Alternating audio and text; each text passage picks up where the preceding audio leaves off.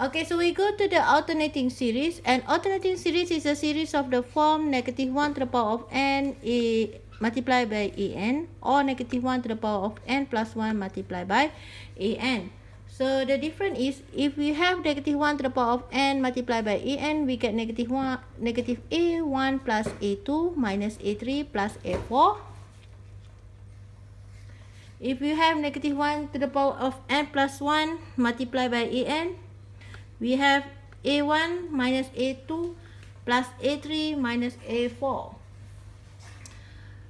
So here is the negative, plus, but here is the plus, negative. So the series will be converges if the series satisfies two conditions. If the an is greater than or equal to an plus 1 for all n greater than or equal to 1, or there are limit n approach infinity n is equal to 0. Okay, so we go to the example. For each of the following alternating series, determine whether the series converges or diverges. Let's say we have a series of -1 to the power of n plus 1 over n square.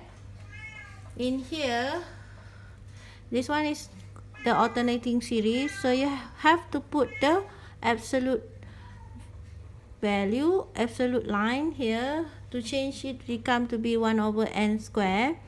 And then we test one by one of the alternating series condition. The first one is the an or must be greater than an plus 1. So we find the an and an plus 1.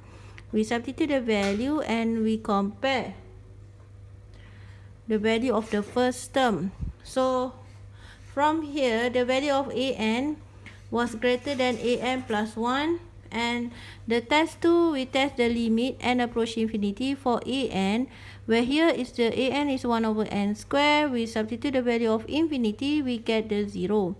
So since it satisfies the both alternating series, thus this series is converges.